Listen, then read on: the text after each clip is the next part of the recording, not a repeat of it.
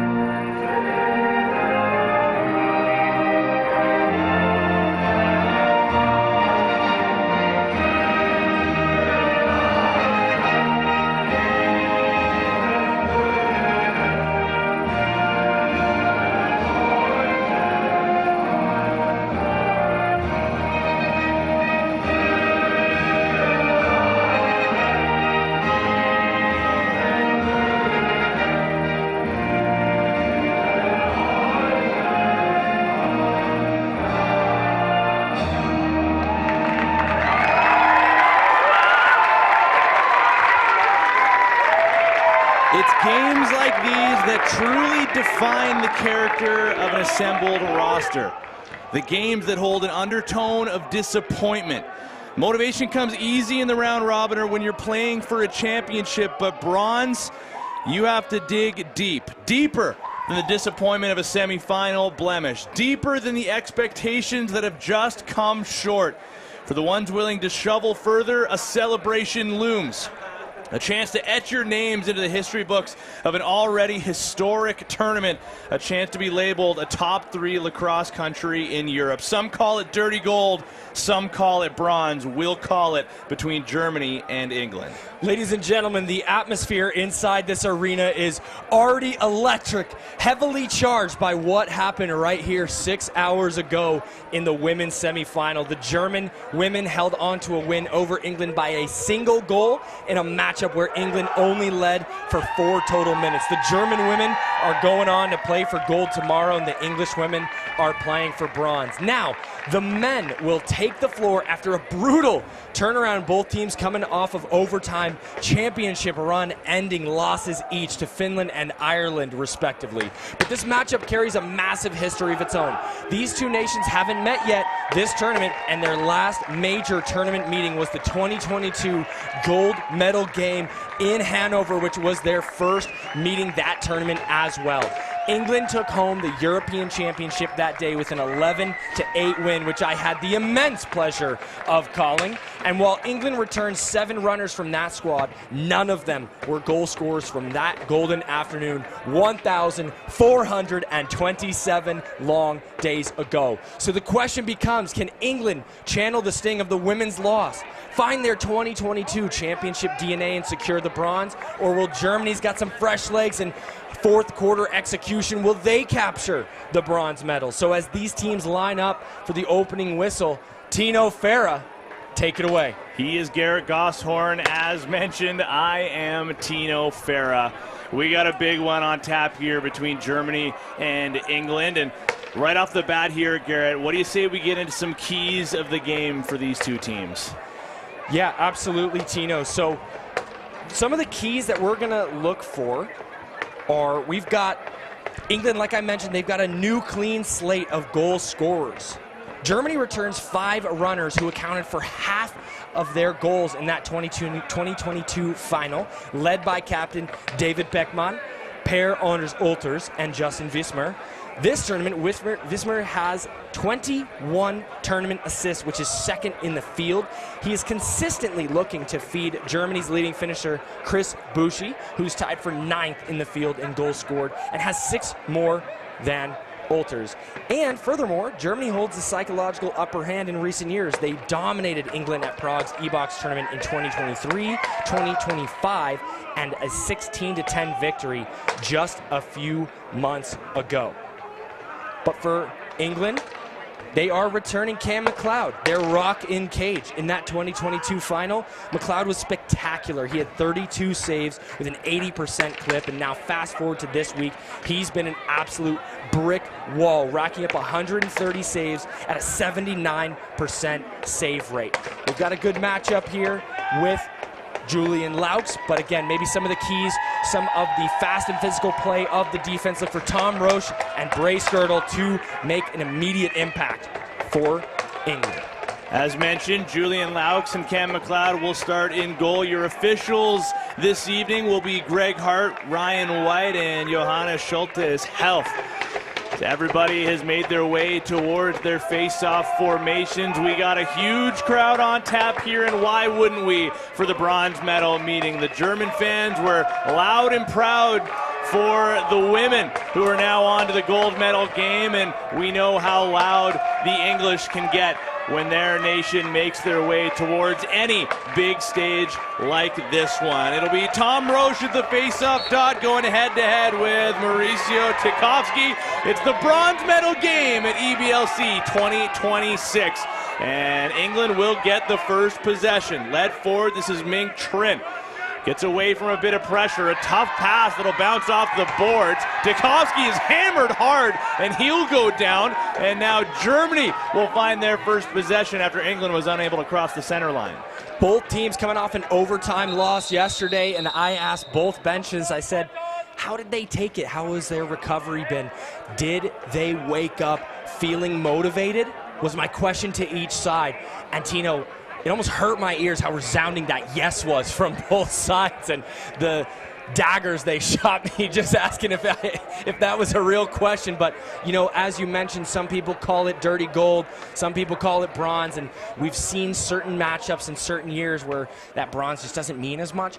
Both of these teams have so much to play for. I won't get into all the details, but there's a lot of emotions behind the game for both of these teams. Well, for England, like you've talked about already, the defending champs going back to the last European Championships, and for them to win in that year, to then not even medal this year would be a huge punch to their gut. They want to make sure they end out their tournament in some winning ways. And Germany, of course, they want the same thing. And they might have the upper hand just in terms of their legs. The more rested team, they come into this one with a 3-2 record. Both of those losses coming in overtime. They've played one less game than England coming into this one. And should say as well for England, this is their 5th game in 5 days versus for Germany, their 3rd game in 3 days. So not only are they the more well-rested group overall through the tournament, they've also had less action in recent memory. We've got a bit of a delay here. There was a clock issue, and the issue was that the clock did not actually start. That would be problematic. But you got to look at the crowd here at LCC Radotín. While we're at it, make sure you follow along across the social media channels at EBLC 2026 on Instagram. The social media team has been doing an incredible job throughout the duration of this tournament, and expect that to continue along tomorrow. It is the gold medal matchup in both divisions tomorrow for both the men's and women's side of things. For the men, it'll be Finland taking on Ireland. For the women, Garrett, you get to call Israel taking on Germany. What a final that's going to be, and I'm sure yourself and Jane Lee very excited to be on the mics for that one. That we are. I'm just as excited for this one today and getting the women's semifinal, Germany versus England, and now the men's bronze, Germany versus England. It's always nice to kind of keep the same theme running, and again, we're still waiting on this. They are maybe running it back. We get a nice shot of Leon Boom, who said he didn't sleep so good last night, but he said he's always a player that's in his own head, and so maybe the less sleep will help him out. You know, you don't have much time to think about it when you are sleep deprived. Leon Bohm is a big key in the cog that is this German machine. He was contained pretty well in the semifinals. Here's Bushi right off the reset. So straight to the Wolves. Cam McLeod is thrown. England now, technically speaking, it's not their first possession, but you remember off the opening faceoff, which feels like a while ago now, they were unable to enter the zone, so now they will. Into the offense, this is Jack Bucknell. The trailer coming in a little bit late. That'll be Croman Hoke, and he leaves on the outside. A shot off a deflection, and how did that stay out? Oh, Julian Laux was falling backwards, and that almost trickled past him. Close call there. So England almost opened this scoring. Now Werner gets the switch. Now outside, Lasse Kvartsen will return it to Werner. Righty strong now for the Germans. Werner puts it through the middle, and oh man, Pers Anders Olters was just leveled without the ball. He's able to bounce back up, but man, oh man, was that a hard hit early. As mentioned, the English defense is strong, anchored by Tom Bracegirdle and Tom Roche, the captain. They are fast, they are physical, and they will not leave without leaving their mark. Zach Janak has been dynamic as of late for England. A little more on him later on because this is Bucknell. Can't get around the high defender. He'll switch hands, looking for a shovel feed. They got a man behind the goal that's pinned right now by Benno Wendt. So the shot comes from distance. Laux will shoulder that into the corner, and a big loose ball here will be picked up by Roper, but he's taken a couple of whacks from the German captain. Now Benno Wendt will hammer Roper into the boards and come up with that loose ball.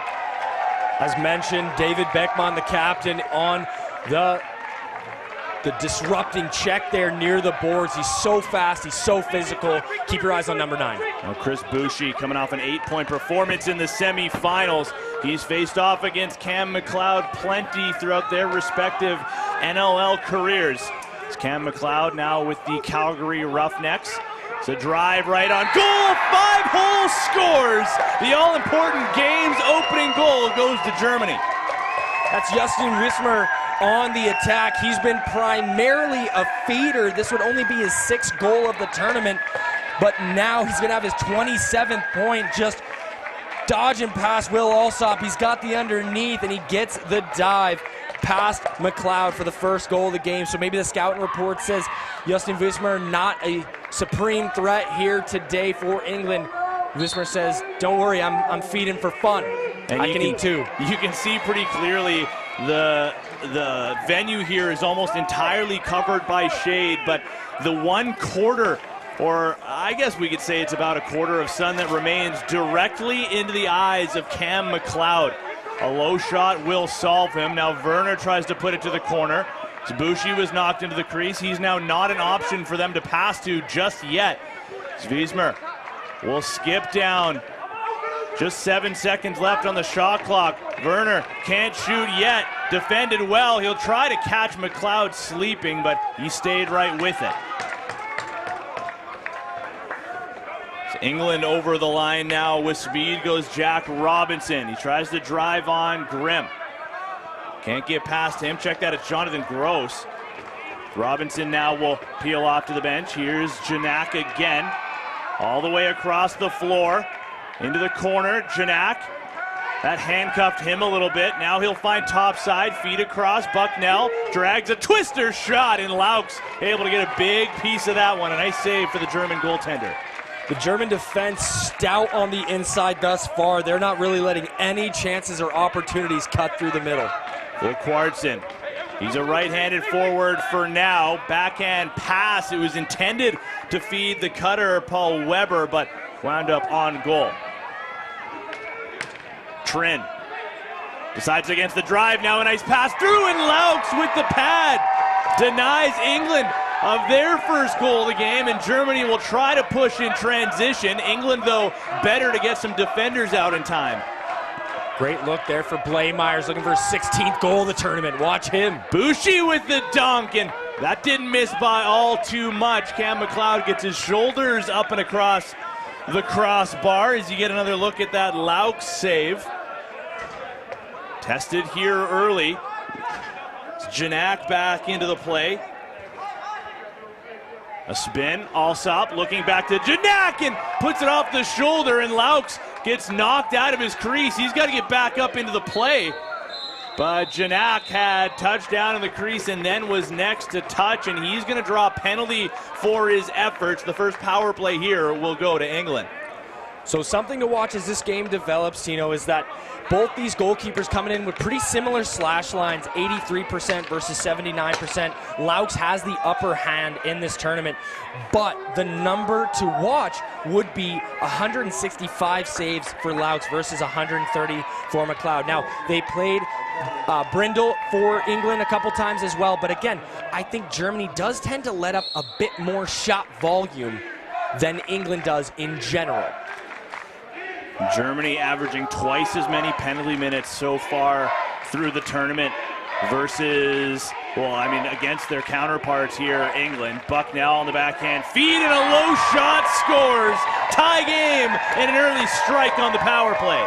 So there's Michael Blameyers, as mentioned previously. He's looking for and gets his 16th goal of the tournament, and he opens up the scoring for England. Just with a lot of space, a little behind the back feed for him, and he's going to put that low and away past Laux. We get a better look at it here on the screen. If Alsop would move out of the camera, he kind of does, but pins that far side. First goal of the day. Fifth power play goal for Michael Blameyers throughout the duration of EBLC 2026. He has been the trigger man oftentimes for England. The chess match continues on here in the bronze medal meeting. Bushi, nothing to show just yet. 9:20 remaining in the first quarter. Olters swims. He's tied up. Still has it. Nice flip over to Werner, and McLeod has seen enough. He'll drag it back into his goal crease. A couple times now, Olters has hit the deck after the English defense has crushed him, and he's going to want Werner to catch that ball the next time. The sun is finally almost clear of the turf here, but there is still a big chunk of it that remains in the crease of McLeod. Bucknell hits the roller, who couldn't handle it. What a pass, but Kromenhoek just couldn't quite knock it down. Now Wendt, he's turned into a bit of a transition specialist over the years. Wiesmer, one of the assistant captains for Germany, gets it to Volkwartsen. Can't shoot yet. Now he'll find some room, and another kick save by McLeod goes down to the butterfly. Loose ball. Nobody able to pick it up yet. Finally, Germany will, and they had three forwards already vacate back to the bench.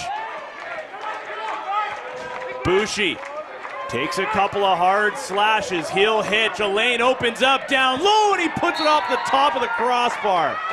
Now that's a matchup I am beyond thrilled for, is Tom Bracegirdle versus Chris Bushi. We've called Bracegirdle's name time and time again on the defensive side of the floor for England. Now matched up with the best striker. Now Werner can't shoot. Boom. Werner again. Bracegirdle gets this matchup. Boom. A heavy release didn't make its way on goal. So that goes off of a German forward and back over center. Free clear now coming up for England. Now again, I was talking about just the matchup between Bracegirdle and with Chris Bushi, and I think, you know, on the other side of the floor, there's such a balanced affair for England's attack. Now Bucknell gets the matchup with Grimm. Roper sets a hard screen. Pass was just a little bit too low. Janak has it. He's tied up by the German captain, who gets knocked down, and a chance to go the other way, but Bucknell just saves the back over.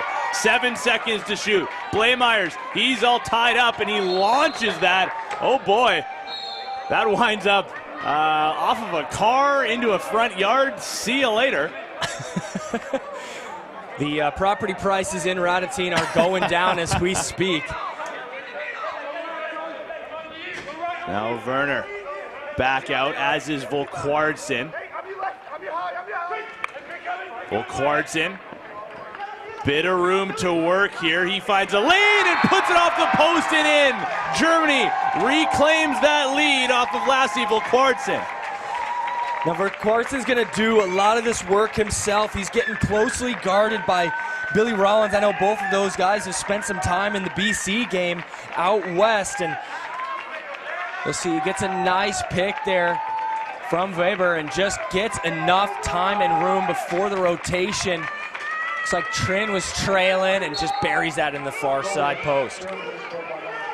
All through the semifinal for Germany, it was like they would take the lead and then Ireland would tie the game and take it back, and then Germany would tie the game and take the lead back. The chess match was truly ongoing in that one, and that appears to be the case here early on. After Germany opened the scoring, England ties it, now Germany back in front. Spoke with a lot of teams this week, and they felt like the top 7 or 8, anyone could, like that combination could have been like rolling dice. You never get it twice.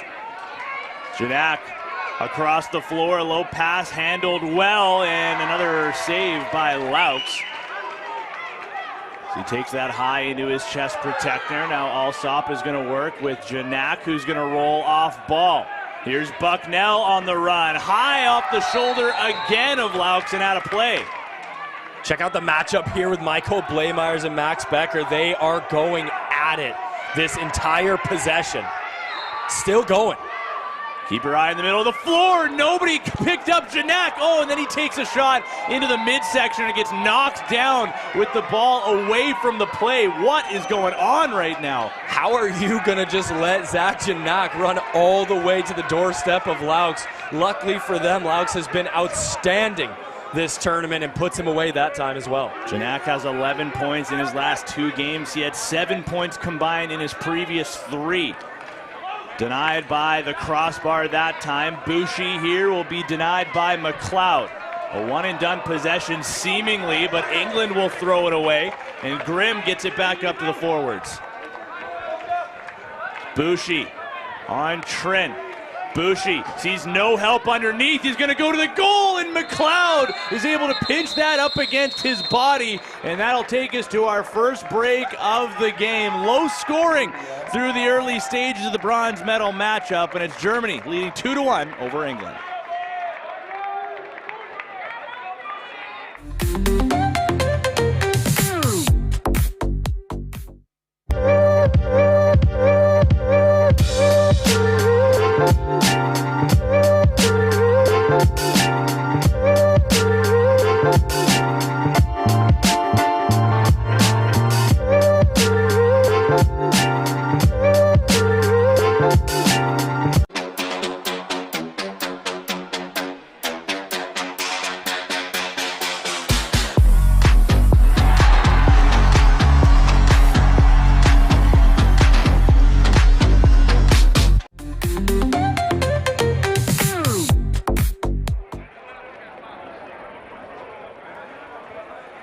Back to LCC Radotín here for the bronze medal meeting, and we'll take another look at that Chris Bouchy chance just before the break.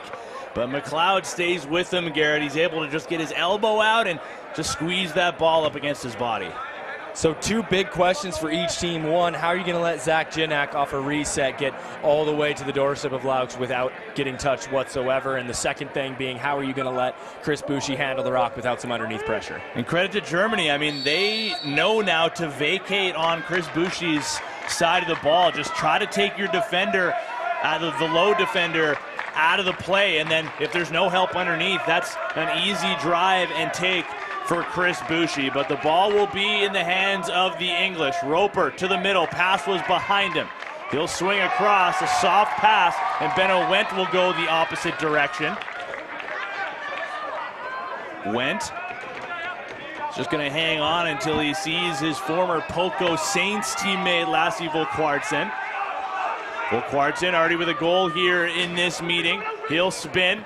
No lane just yet. Give him another pirouette. Across the floor, and Olters couldn't find the pass. It went off the back of a defender. He got roughed up in an earlier shift. Avoids some contact there, but England does a good job to keep Germany without a shot. Volkwartsen had a great pick and roll chance. He got the lane open as he swept over the top side, but much better defense there by England, specifically with Matthew Tatton, the assistant captain. He's so good on the backside there. Roper was hoping Janak was going to be in the corner. He does pick it up, but not the original look for England. Alsop with the split. Can't get around Gross. A good flip. Here's Janak, robbed by Laux, who falls on top of the rebound. Speaking of great pick and roll opportunities, great effort there by the English attack, and now gonna have to run away from some pressure there is Mauricio Tchaikovsky. Quick bit of parkour there right out of the change box as Wiesmer goes somersaulting onto the floor. Bouchy back on. Keep your eye on the low defender near side for England. How do they play Chris Bouchy when he wants to drive downhill?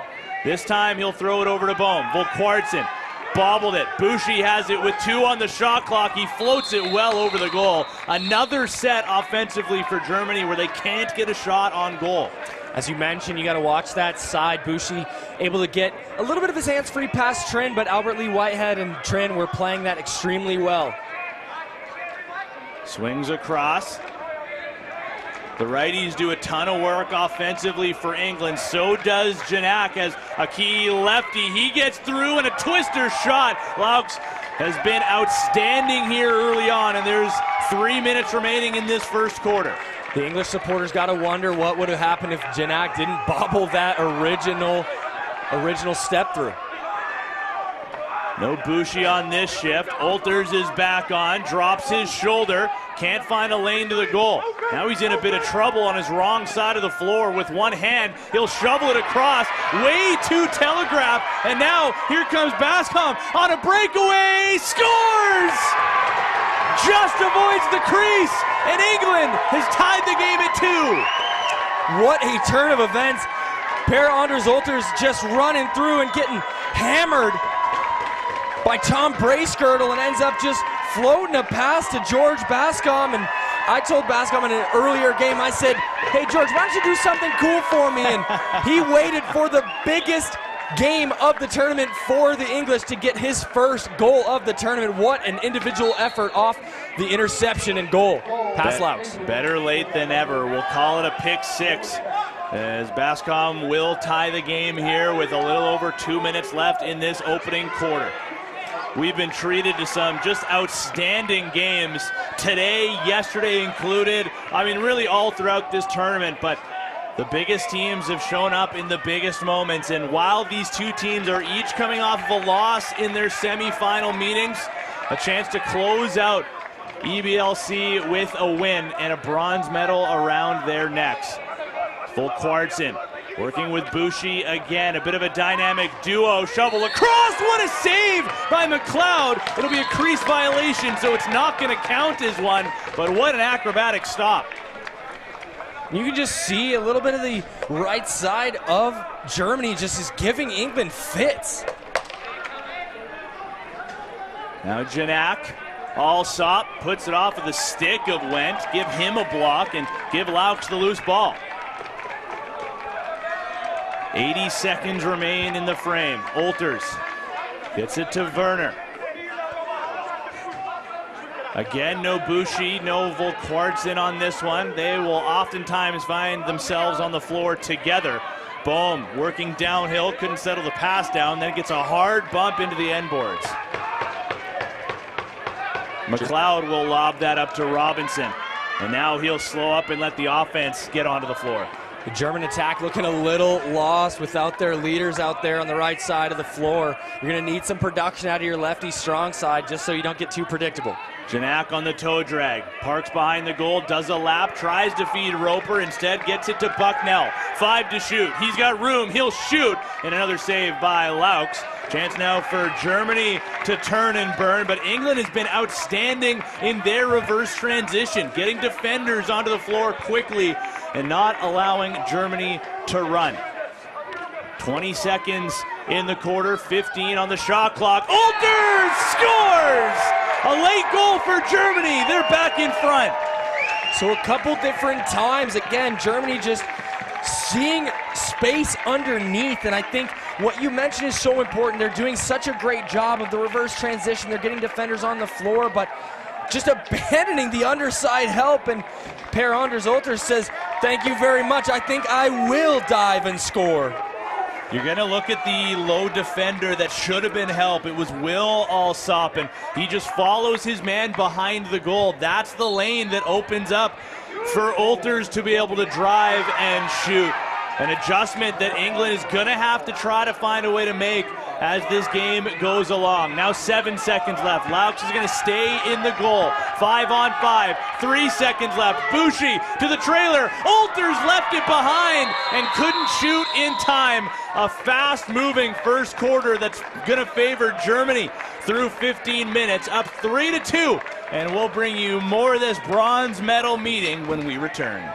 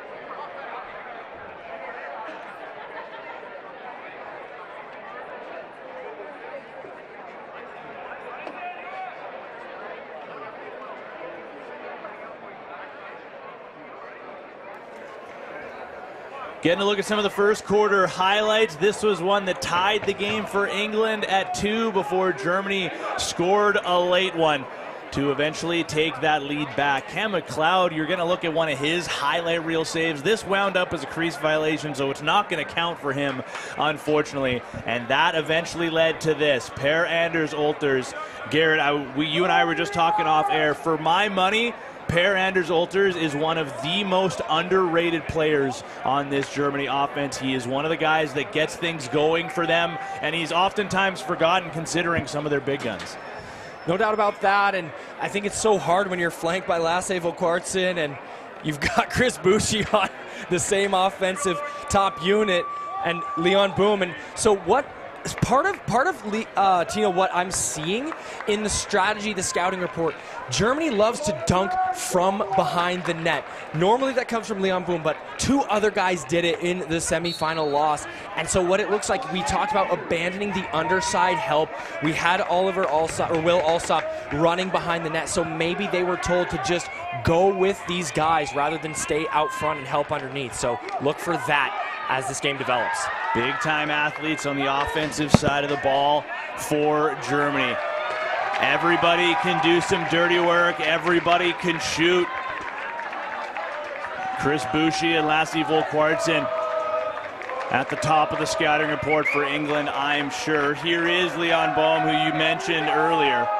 He loves to do his work in tight. Now he's going to crash and bang and make his way behind the goal as Bushi rips it to the stick side. But Cam McLeod gets his first save of the second quarter. England now led by Roper. The tail end of his first shift of this second quarter. He'll make his way to the bench. Janak, open in the middle was Alsop. Janak's pass is blocked, so he'll shoot, and Laux keeps the stick down heavy. Is it just me, Tino, or have we seen relatively little of number 29, Jack Bucknell? Yeah, he hasn't necessarily shot the ball as much as we're used to seeing. Have to imagine he'll make his way back onto the floor here sooner than later, and we'll update you when we see him next. Is Bushi, bit of an unorthodox type of dunk. Either way, another save for Cam McLeod. Well, Bucknell's been on the floor. It just seems like they're not really running much of the offense through it, and in previous games they were. It does feel a bit like they're getting quarterbacked here by Zach Janak. But look to see the righties have a strong effect.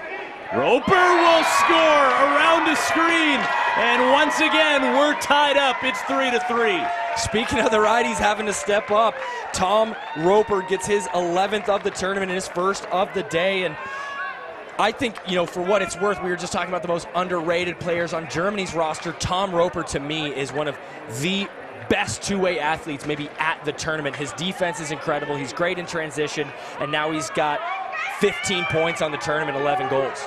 There are so many potential quarterbacks on England's offense. I mean, we've already talked about what Janak has been able to do in his last couple of games, 11 points in his previous 2. I already talked as well. I mean, Tom Roper, who just scores the goal. Jack Bucknell, who does so much damage for this group. I mean, all the talk is Germany's offense and how much damage they're able to do. But, I mean, I would argue almost that England's entire offense is a little bit underrated. It's Roper will get that to the far corner, and Laux makes up for that last shot with a nice stick save here.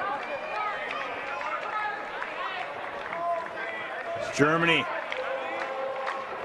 will get their settled 5-on-5 forward group back on. Bohm waiting near the restraining line. This is Werner. Anders Olters as Bohm is open, and he scores just over the shoulder of McLeod. What an incredible cut through the middle by Leon Bohm for his 11th goal of the tournament.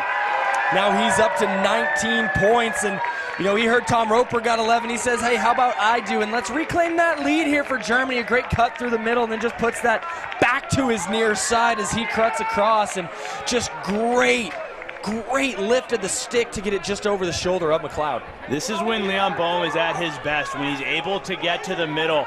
He was locked off pretty well by Ireland in the semifinal, and just wasn't the Leon Bohm that we've gotten so used to seeing throughout the duration of this tournament. To get an early one on the board in this game is going to be big for his confidence, and Germany has a great chance at a bronze medal victory if he can stay hot, if he can find that hot stick again. Olters spins around, under 10 to shoot, keeps his feet moving, hasn't shot yet, and eventually wound up way onto his wrong side, and that'll be an easy save for McLeod. Eventually you got to just let it fly before you run out of angle. You know, we saw that Leon Bohm was able to put that last shot on the kind of the wrong side past McLeod, but he did have the stick lift and still some angle left. Bucknell to Blameyers.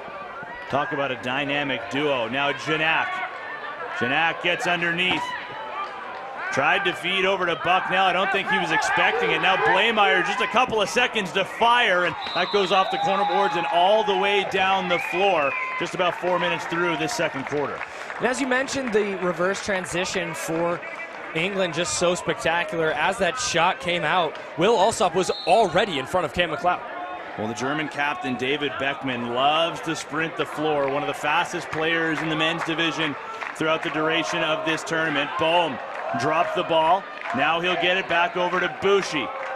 Bushi will drive. He'll tuck and try to put it between the legs of McLeod, and the rebound is sent wide. Possession now to England as that'll go out of play. It's a really sneaky Florian Werner loose ball and shot.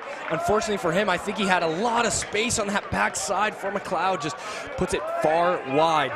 The Germans switching up some of their rotation. Novo Kwartsen out with Bushi that time. It's Bucknell on the flip from Roper. Now Janak. Again, he'll drive to the front of the goal, and a kick saved by Laux. Laux has Janak's number early in this half. Nothing yet for Zach Janak.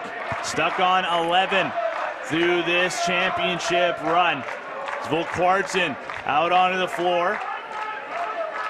His turn to drive low. His pass was just out of the reach of Paul Weber, who was driving. Now Paris Anders Olters with a shot. Big rebound. He's going to get it himself. Oh! And it's laid out in the middle. Absolutely hammered. Per Anders Olters just getting back to his feet now. The biggest hit of the tournament. Tom Whitehead or Ray Lewis. Are you kidding me? And I'm shocked that Per Anders Olters, who has the loosest helmet in the tournament, didn't go flying. Get off the train tracks.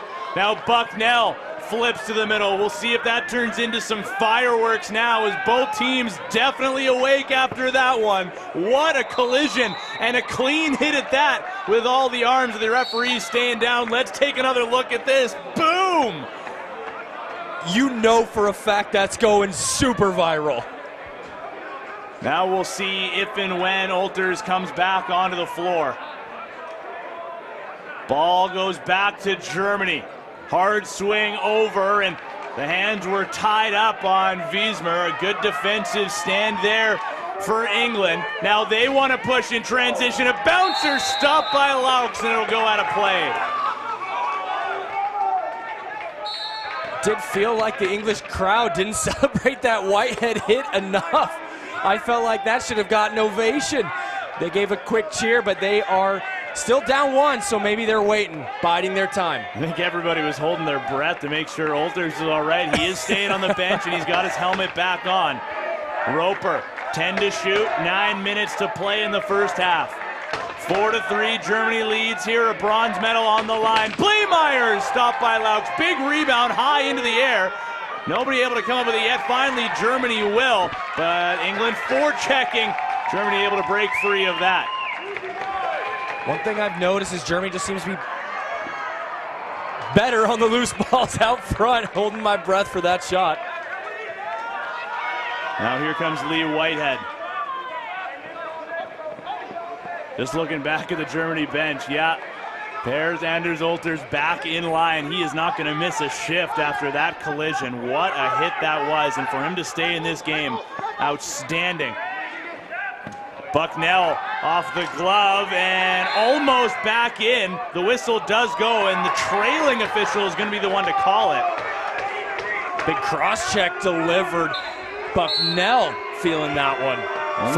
Only one penalty called so far, as England got the power play and they scored on it. This is Bucknell, hands-free shot, a glancing blow off of Laux, and that'll bounce right into row 3 between the two benches. Somewhere over there in the crowd, Teddy Jenner is right now, taking this in as a fan. Here's the roll and a 5-hole look. Laux with another nice save and some more extracurriculars in front of the crease. Great job by the referees to keep it contained, just sending the men off to their benches. But we've seen Michael Bleymeyers get in the mix a lot this game. Volkwartsen, look who's onto the floor. It's Per Anders Olters. Right back to the middle of the floor at the scene of the crime, and a glove save by McLeod. Olters is not going to be stopped by anybody. Here's Bohm, hoping for his second. Hard pass over, tough one to handle for Weber. Now Volkwartsen, still plenty of time on this shot clock. He'll swim, Bouchy with a hard screen, no call. Volkwartsen with a bouncer, that went off a body and up into the netting. It's going to stay Germany ball, and what a possession that they're putting together right now. After a couple good looks for the English attack, Germany counters with some of their own. Volkwartsen. He's got Werner creating space. Volkwartsen, now he'll shoot early in the clock. McLeod aggressively out of his crease makes another stop. Kind of hate that shot, I got to be honest. You get a reset, your offense and defense working hard, and you got to blow that one early. I just don't know about it, and hopefully it doesn't come to bite him in the backside. Janak has done everything but score in this game. The matchup between 22 in red and 60 in white. It's been such a fun watch thus far. That shot doesn't get through. Germany hoping for a transition chance the other way, but the stick is ripped out of the hands of Max Becker. And with that whistle, that'll take us to our final media timeout of the opening half. The chess match here continues on, and it remains a 1-goal lead for Germany over England and a bronze medal on the line.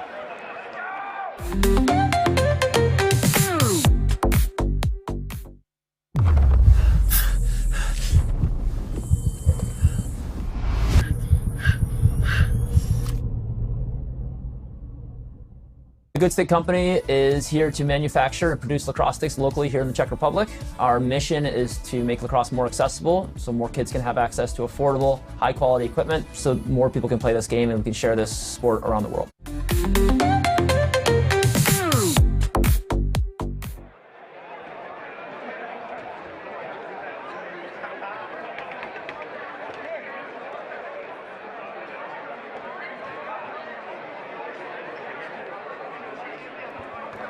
There's a look at Julian Laux after a quote-unquote random checking of the pads. Those have come in here in the last couple of days. Both goaltenders having to come to center and have a chat with the referees. Everybody appears to be having legal pads deemed by the Stripes. And Cam McLeod, you got to look at his numbers here, Garrett.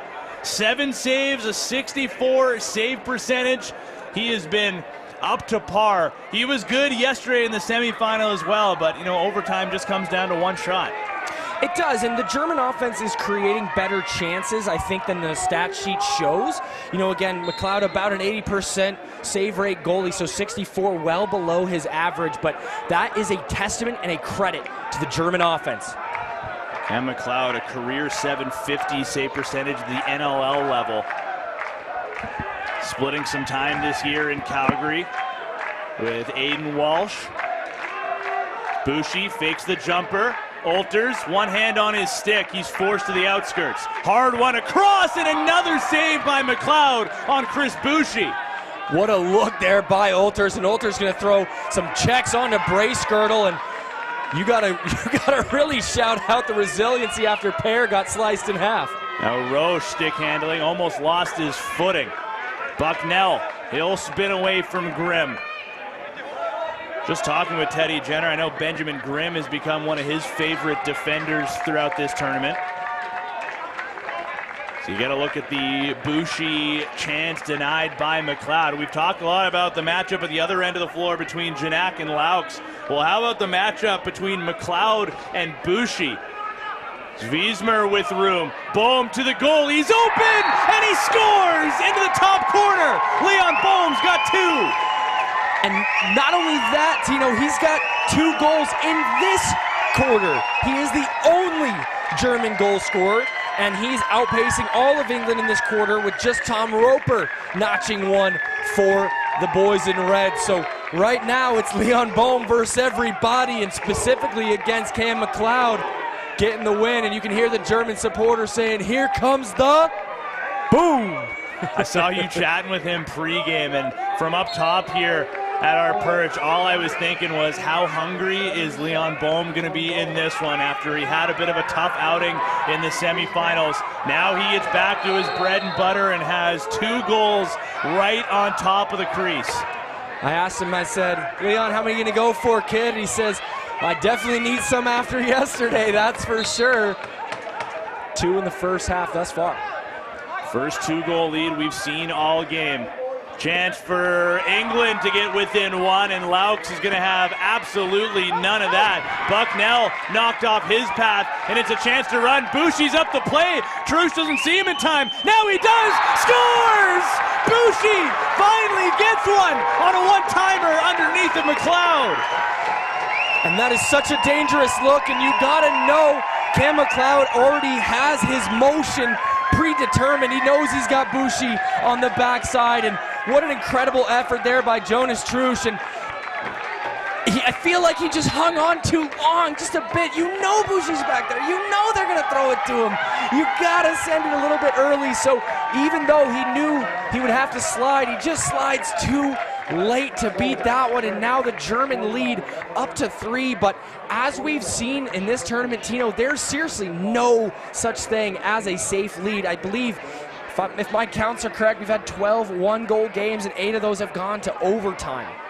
So just because we're up by 3, there's a lot of lacrosse left, about 34 minutes. So England will use their first half timeout, and if you're questioning the time to use this timeout, well, question it no more, because you'll remember a few nights ago was that thrilling overtime game between England and Ireland, in which England called a timeout in the third quarter super early on. They burned their second half timeout.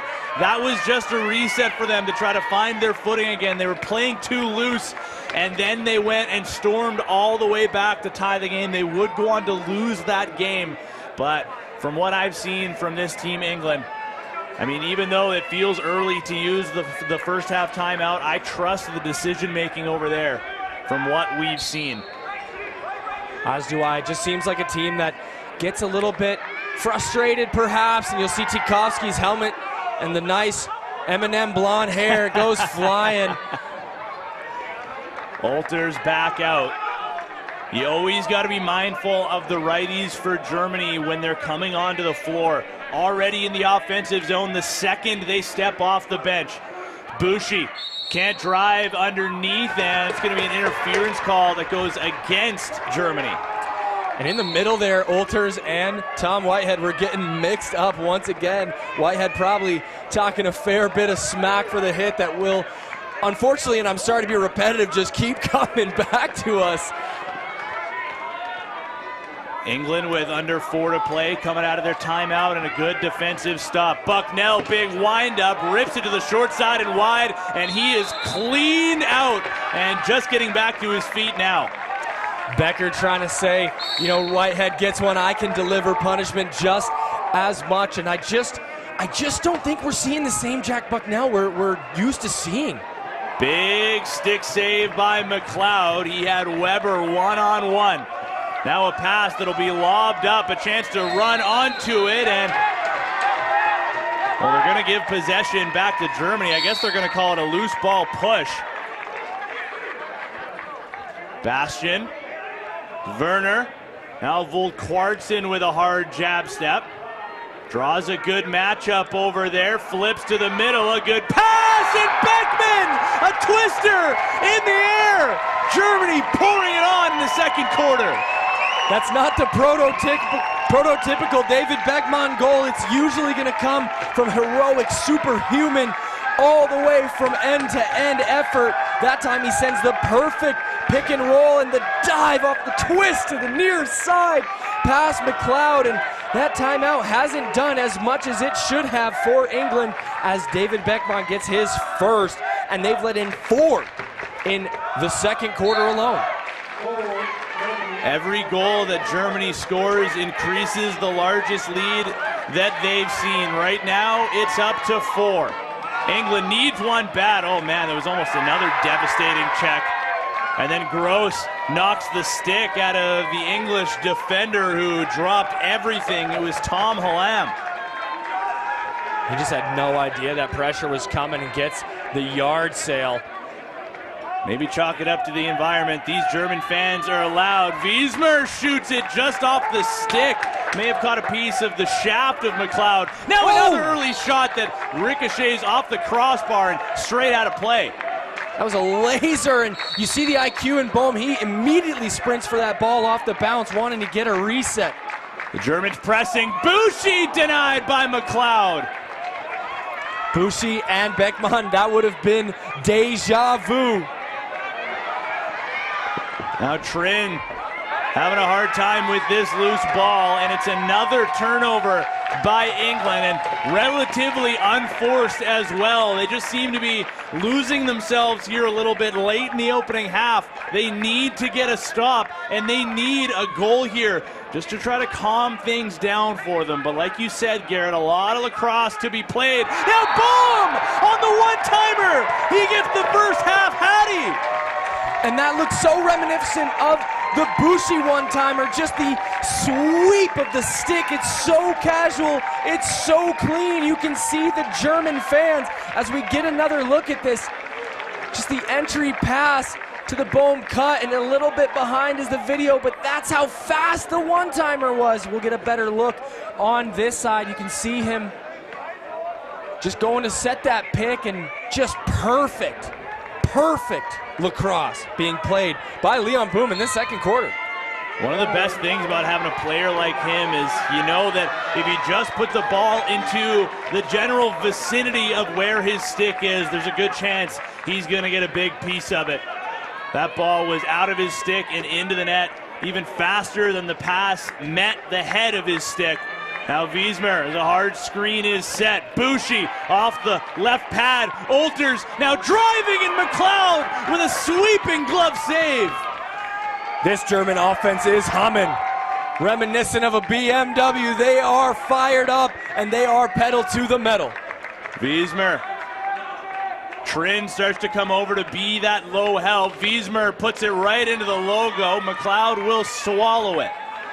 Seems like the first normal-ish shot that the Germans have taken in quite some time. Bohm stuck out defending for a moment. He's able to get off to bring on a new set of defensive legs. It's Puente Mueller. Blaemeyers, Bucknell. England need them to team up here. Janak can't score from distance. Into the final minute here, Germany's gonna press. Do they want the 2-for-1? They still have their first half timeout. It's Grimm, absorbs some contact, gets onto the bench. So that'll bring on Wiesmer. A late change here for England. They only had 4 defenders. Bouchy! It's gonna be waved off. Another crease violation against him. So England won't be able to hold necessarily for the last shot, with about a 3-second difference between the game and shot clock, and they don't have a timeout here to burn. They got a gift from that crease call against Chris Bouchy as a horrible, horrible late change opens up the lane. England has 10 seconds on the clock. Janak spins on Went, stops up, looking for a lane. He hits the roller, they score! 4.6 seconds left in the first half. England finally get one back. William Prescott, just great pick and roll game here with Janak. And Janak was coming in with 11 goals, but he has more assists. He came in with 15 and gets an absolute beauty. Prescott, again, feels like Laux hasn't been tested to the inside, and he just buries that one. Laux didn't even really move on that one. He thought he had the angle. William Prescott beats him. One final face-off, maybe a shot, but England's not going to be able to pick up that ball, and they will trail by 4 heading into the second half of this game. The English have had these dramatic comebacks before, Garrett. Do they have it in them now in the second half of this one? It's gut check time for them, and they're going to need probably their biggest performance of this tournament if they have a chance here against Germany, because those Germans are buzzing right now. Yeah, they just look so fantastic, the Germans do, and it just feels like the defensive side of things feel pretty equal, but Germany's offense is just lights out right now. Everybody producing. They've got 1, 2, 3, 4, 5, 6 different goal scorers, the only multi-goal scorer coming from Leon Boom.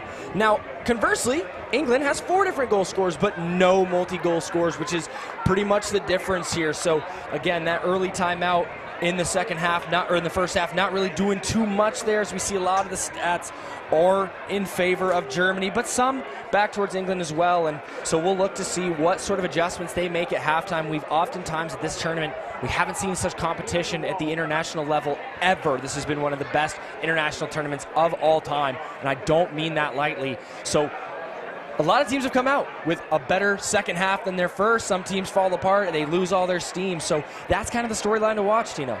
England needs a big second half now more than ever. A bronze medal is going to be handed out by the end of this game. It's going to be Germany or it's going to be England, and we're going to bring you all that action when we return.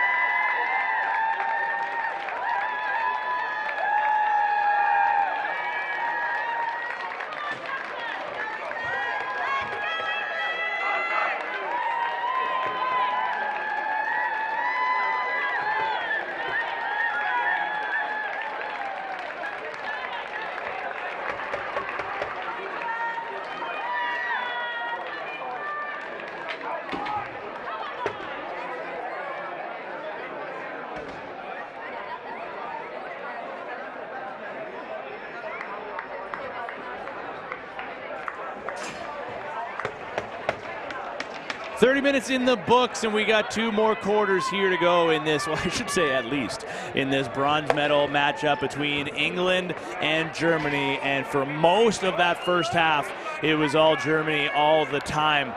England able to get a late one in the dying seconds of that second quarter to get some life back onto their bench. But here's a look at the German fans, and they have been cheering their group on all game long.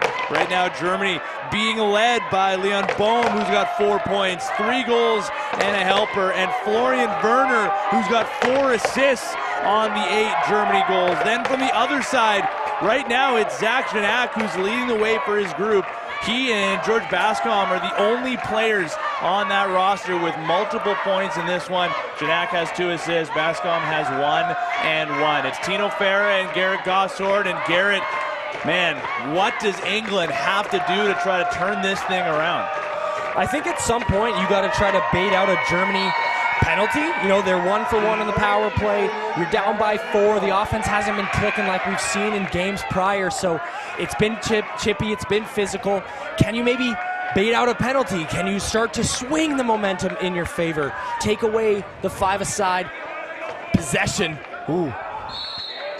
That Germany's had a better success with tonight.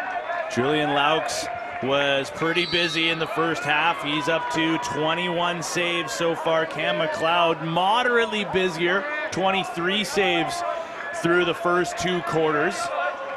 And you know, England, I mean, they would love to get some extra reps here in this game on the power play. They only had 2 chances versus Finland last night, and as we all know, they wound up losing that game in overtime. Here's Bohm! What a feed! And what a finish! Bohm's got 4! He's just playing out of his mind. He mentioned to me before the game, he said, I'm just such a player that's in my head so much, and I didn't really sleep very good, and I think that that's actually maybe the key. Leon, when you watch this back, that sleep deprivation seems to be your friend, but also getting a helper off the swim dodge. But look at the inside finish, the twist past McLeod. Leon Bohm is making his mark. And look where he is, right on top of the crease. Germany picking up right where they left off, and they'll win the ensuing draw as well. Bohm is now up to 5 points in this game with 4 goals and an assist. So Weber, Bushi got the primary assist on the Bohm goal. The Germans giving him a shift off here. Bushi right back out. Weber, all sorts of room behind the goal, and the dunk in McLeod. Oh, no, it's my gonna goodness. count. Bushi tucks it from behind the goal. That is such great play design, and even better handles from behind by Bushi. And again, we talked about this earlier in the cast, that any one of these Germans can dunk it, and you can see right there just getting the feed from Weber. And now the German crowd comes to life. That is so fast.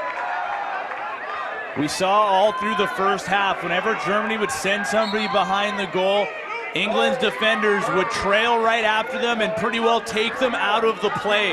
A bit of a miscue coming out of that halftime break. Bushi gets lost behind everybody, and if there's anybody on this German offense that you do not want to leave untouched behind the goal, it's probably Mr. Bushi. Gets his 2nd of the game, and another shift offensively where England can't get a shot on goal. This is starting to get a little bit out of hand. Call someone, call anyone, hell, call King Charles if you need it for England. Somebody's got to help out, stop Leon Bohm and Chris Bushi. Here is Bohm with a hard shot, stopped by the aggressive stance of Cam McLeod. So much action here already, and we're only 2 minutes through this second half. Bucknell. Now Janak. 2 assists in the opening half for him. He'll drag, spin back, up top, Prescott, back to Janak. 10 on the shot clock. Bucknell on the toe drag. Can't find a way through. Forced wide, time and time again. 3 seconds on the shot clock, and a big block by the German captain. Ooh. Now Bucknell's gonna go for one as he sent a cross-check right into the face of Fionn Mulvey. That is just pure frustration on the side of England. 3 straight offensive shifts where they can't get a shot on goal. Boom, extra attacker is on. One-timer shot sent wide by Olters. He's knocked down hard. Another shot from distance, and that'll be swallowed up nicely by McLeod. Now Germany going to their first power play of this game. As I mentioned, things just starting to feel like they're getting out of hand. And it feels like it kind of starts here with Bucknell, but on the offensive side of the floor, I mentioned I don't recall seeing such a big knee wrap on him, and he's usually so quick, he's very laterally sound, and now we just aren't seeing the same type of player, and I think England's offense is just suffering because of it. Germany, the right side, not great. They had 7 opportunities on the power play last night. They only scored on 2 of them. Typically, if you can score 2 power play goals in a game, you're off in a pretty good spot. Bushi is going to drive and look to the 5-hole. McLeod made the save. And Germany's power play throughout this tournament has been pretty good at 50% success rate through the entirety of their journey. So when they've been called upon, they've been good, but just last night falling short despite the chances. Yeah, the England penalty kill going to rest in the hands of the assistant captain. Blazer scores! A shorty for England! They're back on the board. A much-needed goal by Blaemeyers. So you asked, what does England have to do to get back in this game? And I said, get a power play, bait out the penalty. Apparently what they needed is a short-handed goal by Blaemeyers. It's not quite what I had in mind, but Blaemeyers gets the downrange pass. Great hitch to step past his defender, and Tatton's going to come away with the primary assist. Fabio Mueller-Puente not able to beat Blaemeyers. Just the 3rd shorthanded goal for England. And Germany, they've still got over a minute left on this power play. But that just feels like a big emotional goal for England. Now they need to pair it up and try to kill off the remainder of this. So they once again try that hidden ball trick, not going to fool the penalty killers. Beckman, the defender, has come out for this power play. He's on the near crease, now behind the goal. Bushi, underhand feed, across, blocked. Ricochets over to the corner. Wiesmer will get it. Back outside, Olter shoots wide of the goal. And there's a good stand for the penalty killers. There it is, and they've got 46 seconds more time to kill, and if that last possession's anything like this one, they could find themselves up 2-0 short-handed as a good swing, but they're still down by 5. They're going to need to find any and all back of the net shots. Tom Roper and William Prescott have the previous short-handed goals for England throughout the tournament. Roper is on the floor. Janak gets it over to him. Here's Roper. Back to Janak. 10 to shoot. He'll fire off a stick. Alsop has it. A bouncer that doesn't make its way on goal. Power play now has 20 seconds to work with, and they've got to be careful about if and when they decide to shoot this, as to not allow Bucknell to go the other way off of the ricochet. Yeah, we've seen that a couple times through this tournament. Teams just taking missed time off the back wall shots. 3 till he comes out. Bushi, there's one. Man, what a there's shot one. He's that out. Was. Here goes Bucknell streaking out of the box, and it will be a back over call. So Bucknell is just going to stay and play this shift after he's taken the last 2 minutes off. A quick vacation for him, but now back into the mix. It's Prescott going to work the 2-man game with Janak. Righty strong. Bucknell, a good handle. Back pedals away. Janak again. Gets around Gross. Now he'll drive on Wendt, and he's going to draw a penalty. And England, barring a goal here at 6-on-5, if they can get the goaltender off and onto the bench, will get their second chance on the power play, and they scored on their last one.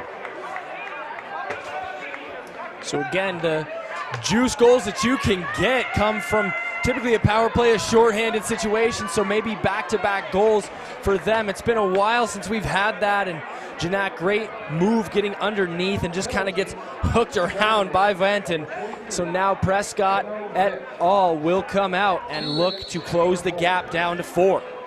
Here comes the top unit power play. It didn't take them long to score back in the first quarter when they had their chance. Janak still stuck on 2 assists. Broom set up, his shot goes off a body. Beckman will pick it up, and he's got the wheels to dart down the floor. Here he goes, and England able to get some defenders on in time. Here's Bohm. He'll switch and become a righty for a moment. More traditionally, a left-handed forward. They've tried the hidden ball trick a handful of times in this one.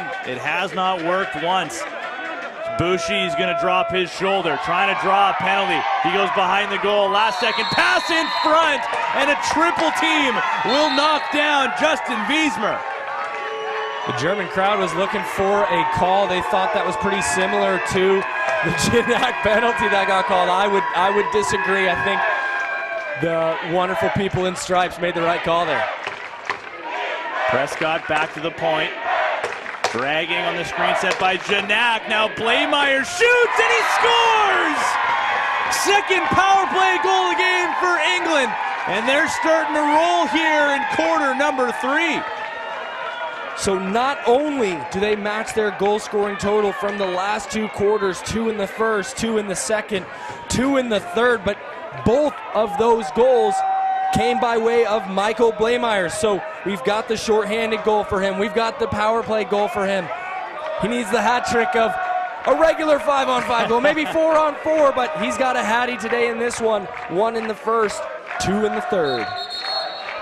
Now Germany, I mean, they're still in a good spot here, but another goal or a big stop, just one of those momentum swinging type of plays would be big for them to continue to feel like they're in control. A goal from England would completely ignite their fan base. Olters gets it through towards Wiesmer. He couldn't handle it as he was tied up nicely. England looking much better defensively here as of late compared to previously. And they didn't even need the timeout to do it. And Tom Whitehead finds a gap and he throws it away. Here comes Beckman, one more defender to beat. He'll drop his shoulder, falls backwards, but keeps his feet up. Leaves now for Bouchy, and the German captain's gonna stay as Bouchy. A couple of nice moves and a shot on goal. It goes under the mask of McLeod. What a final stand there by Albie Lee Whitehead to stop David Beckman, one of the most lethal in-motion players in this tournament. And the next goal feels like a big one right now. 7.5 to play in the third quarter. Germany 10, England 6. Bronze medal meeting between these two clubs. Roper, a good handle on that low pass. Gets around Blameyers. Prescott to Gignac. Has a man open on the swing. It's Blameyer. Shoots wide. Rebound to Prescott, and the shot clock will wind down to 0. I thought that was some of the most dangerous offense it looks like they've had. Gignac trying to get something as he gets thrown to the turf, but the English offense seems to have woken up here, Tino. And the Germany fans, they get their cheers going. Volkwartsen, and it's in, it's gonna count! Volkwartsen, a circus goal while falling, and there's that lead back in favor of Germany as they continue to roll forward. Not only was that just such great athleticism, you can see the fans flexing, but look, the stick of Rollins was between his legs as he went to the turf. Maybe there's a better view, maybe you'll just have to go back to the replay yourself, but a one-hander as a stick was between his legs and he gets taken to the turf. What an insane goal by Lasse Volkwartsen, and that is a tough goal if you're a supporter of England. And if I'm an England coach here, I mean, I know there's no challenges here, but I am absolutely throwing some laundry onto the turf. That was real close. For my money, it looked like Volkwartsen may have had a knee, maybe an arm as well, down in the crease. But we play on, and he stays on as Volkwartsen gets a couple of hard whacks, leading 11-6. Hands free, another hard screen set, shot through, and McLeod makes another stop at the top of his crease. 6.5 minutes to play in this third quarter. Germany starting to bend a little bit, but they get another one from Volkwartsen, and his team will stay in front. Back with more when we return.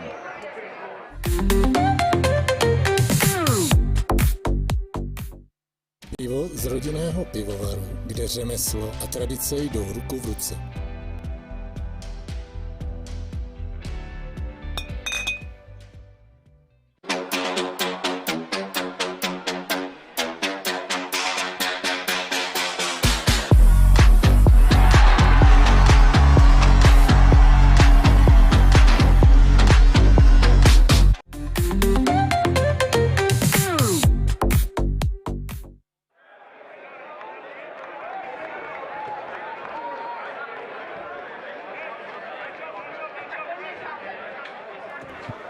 There's a look at the bench of Team England, desperately trying to claw their way back into this game. But Garrett, they've had a way better start to this quarter compared to how things ended off before the halftime break. No doubt about that, but they've still let in 3 goals this quarter compared to just the 2 put in by Blamires. So again, only one multi-goal scorer for England, which is Blamires, and compared to Germany, they've got 3. Boehm's got 4, Volkartsen's got 2, and Bushi's got 2. So you are going to need your team to step up if you have any hope. You're going to look at Roper, you're going to look at Janak. Prescott and Alsop can be dangerous as well. Roper to Janak. England needs to get him going. Same could be said for Prescott, just like you talked about. Janak at the half wall. Grimm angling him up, gets it over towards Blamires. His hands were tied up. Ball goes down over to Beckman. The one-handed cradle in the sprint into the offensive zone. Beckman gets that to Werner. Werner on Trin. Moving towards the goal. The lane opened up at the last second. Feeds to the outside. Bushi off the shoulder. Rebound over to Wiesmer, and a fresh 30 for Germany. Wiesmer on his toes. Little bit of room, and he scores just under the bar. Justin Wiesmer gets his second goal of the game in style. Again, we talked about him coming into this game being primarily a feeder, came in with 5 goals and 21 assists. Now he's got 2 goals of his own tonight. So 40% of his total tournament up till now, he's now buried tonight past McLeod. And, you know, I got to be completely honest. You know, Brindle came in the other day and posted an 87% save rate. You might start to question if he's worth a look. I mean, at this point, I almost wonder if it's too late. You know what I mean? Like, it feels like Germany's just rolling. I mean, if there were a time to do it, I guess now feels like it would be the last chance, unless they decide to come out to the quarter or for the 4th quarter and Prescott rings that off the iron. That could certainly change some decisions, but it just feels like every time England has found a step, every time they've been able to find some sort of response, here come the Germans once again, and their offense scoring at will, their defenders getting those one-and-done possessions for England, and it just feels like it's German domination in this bronze medal game.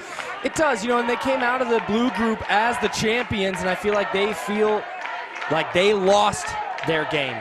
Prescott on his wrong side, shoots right towards the 5-hole, and Laux hasn't been overly busy here in the last few minutes. Most of the play has been at the other end of the floor, but he makes a nice stick save there. And to finish that thought, they feel like they didn't have their opponent win the game last night in semifinals, but they lost. And so just kind of getting back to German lacrosse as the winners of the blue group here, they feel like podium or bust. Wiesmer's gonna drive, he's taken down. Momentum is mostly what took him there, deemed by the referees. England played so well yesterday in the semifinal versus Finland. For much of that game, arguably the better team, until Finland scored a late goal with 7 seconds left from Brett Kujala, and eventually they would go on to win that game as well. From the English perspective, you just hope that that wasn't their gold medal game, that wasn't their big game of the tournament, because they've got, I mean, what, just shy of 20 minutes, about 17, 18 minutes here left to try to come back against Germany. Volkartsen scored that heroic goal somehow a couple of minutes ago. Werner swings across the floor. Behind the goal now, Volkartsen. A little bit of open space. Gets it to the outside. Boehm swings over to Bushi. Takes it off the bounce. Bushi with Werner going to the goal. Scores! Another crease dive and another pretty feed from Chris Bushi. Everybody getting a dive and then some, in the play kept alive. I don't know if many people caught this, but Lasse Volkartsen actually switched his stick into his left hand as he made that feed around the backside, and that opened up way out near the boards for Bushi to send that that beautiful feed for Werner and just burying that past the far side. And you mentioned it's too late for Brindle. I don't think so. 18 minutes is a lot of time if you can get the momentum flowing. It is, you're right, it is a lot of time. There is still a lot of lacrosse left. But, I mean, my argument there is just that we have a leg grab. World? Oh boy, now we've got some chatting happening at center. Everybody separates. My argument there is just, even if you do start to get some stops, I mean, Germany defensively is just outmanning England on their offensive side of the ball. Woo! As a hard hit comes in the middle of the floor. Alters puts it off the outside of the post, and that'll earn a reset for Germany. Another shot over top. McLeod will handle that one. It's getting real testy, but that second hit that we just exclaimed over was once again Tom Whitehead, who is maybe auditioning for the NFL after this game. He's looked incredible, and Bucknell just with a mental mistake. What is he doing? He's hurt, I swear. Might be battling something. Everybody is at this point. For England, this is now their 7th game of this tournament. And off the top, we talked about how this is their 5th game in 5 days. I don't care what age group you are. I don't care what level you're playing at. I don't care if it's beer league. 5 games in 5 days is hard on everybody's body. Germany, the more well-rested team, this being their 6th game of the tournament and just their 3rd game in 3 days. Roper now gets the switch, but he takes on the captain. Prescott bounces it off the chest protector, and look out in the beer garden. That thing may have gone inside the clubhouse. It certainly had a choice, but I think you got to just see a little bit more effort out of the right side here for England. The left side been doing most of the dirty work, other than Blameyer's goals, but the effort, the cuts through the middle have been primarily left-handed. Alsop drives on Grimm. Tries a sharp angle shot. That's not going to beat Laux, but they do get the reset, and then they just give it away to Beckman. He's going to slow down. They are so firmly in the driver's seat that Beckman doesn't even look towards the goal. I know there were some English defenders out there on a good transition substitution, but Germany calm. Now here's Boehm. What a game he's had. Shot towards the 5-hole. McLeod gets the leg down, and he'll fire that up the floor to Lee Whitehead, who wants to start the transition. 3-on-3 into the offensive zone. He'll backpedal away, and now he throws it back across center. 50 seconds left in the 3rd quarter. Germany with 13 to England 6. And finally, the back over call does come. Not sure why the delayed whistle, but 45 seconds here. Germany will already start in the offensive zone.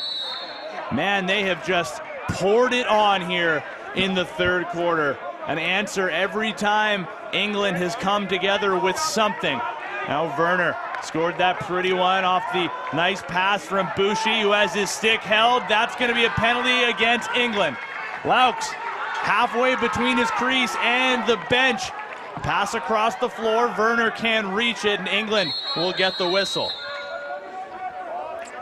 This is just getting a bit outrageous here, although, you know, there was a player holding the stick. It was Mauricio Tchaikovsky was holding the leg of Tom Bracegirdle, and I mean, Bracegirdle is a freak athlete and a huge defender, so you got to respect it at least a little bit. It's going to be the wrong play, kind of a non-lacrosse play, but to try to get in the head of one of the biggest, best defenders, to never back down. Per Olters comes off the turf, off the Tom Whitehead hit.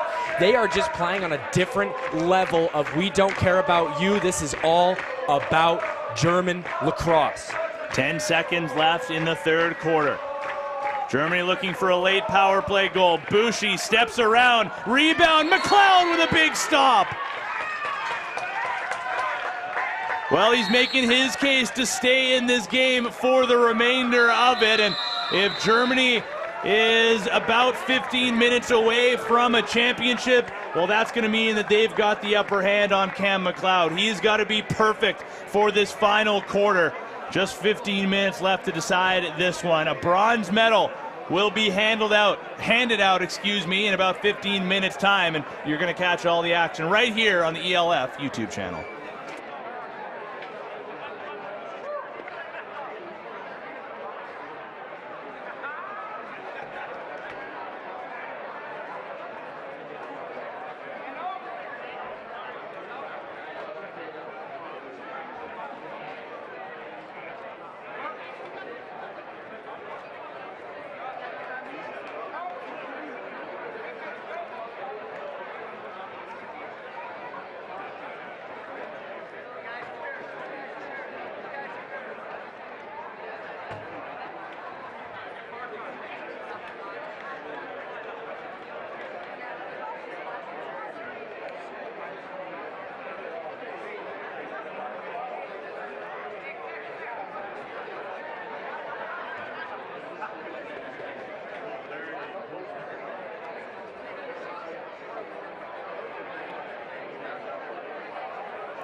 as we come back looking towards this fourth quarter.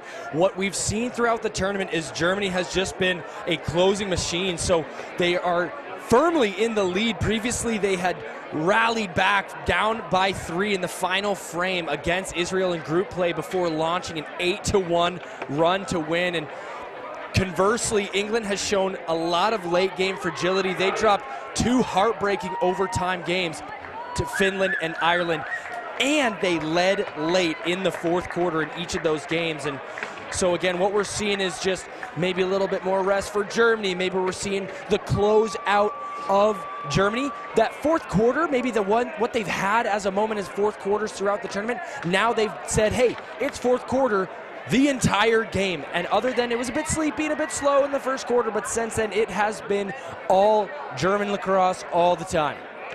Gonna look there at the game stats so far. I want you to circle the 14 shots wide for England. Last night in the semifinal game, England fired 31 shots that were off target. It was by far the most that they've missed the net throughout their EBLC journey so far. And unfortunately for them, Germany has been hitting their shots aplenty and still have some power play time carrying over here into the final frame. Feels like England needs a stop. Bouchy will try to sail it into the top corner. McLeod just caught a piece of it with his shoulder. Now down low, one-timer by, that's Per-Anders Olters. Now there's a defender down low without their stick. Picked up now, Bouchy tucks, shoots. McLeod able to hang on. It's probably the third or fourth possession in a row where I've seen at least one stick hit the turf. They are grappling, they're battling, they're swiping. All actions are valid here today. Just 4 penalties called in totality right now. The officials letting them play. And in a game with as much on the line as this one has, love that decision personally from our perspective here, Garrett. This is Roper. Few seconds left. He'll shoot rebound. Blaemeyers and can't come up with it. Having a bit of a tough time with the turf as well as a defender on him. Now his stick is knocked out of his hands. He throws down a defender to the turf, and now some rough stuff afterwards as Blaemeyers goes falling forward. Whose ball is this going to be after all of that? Well, not only that, when he picked that ball off the turf, I could have bet money that it hit in the back netting and should have been, called dead and given back to the Germans. But it's going to stay English ball. And they're still shorthanded for the next 15 seconds. They do have a shorthanded goal in this game. Janak, nothing to his name in terms of goals just yet. But as we've seen from him, he can turn it on at a moment's notice. The English would love to get that from him.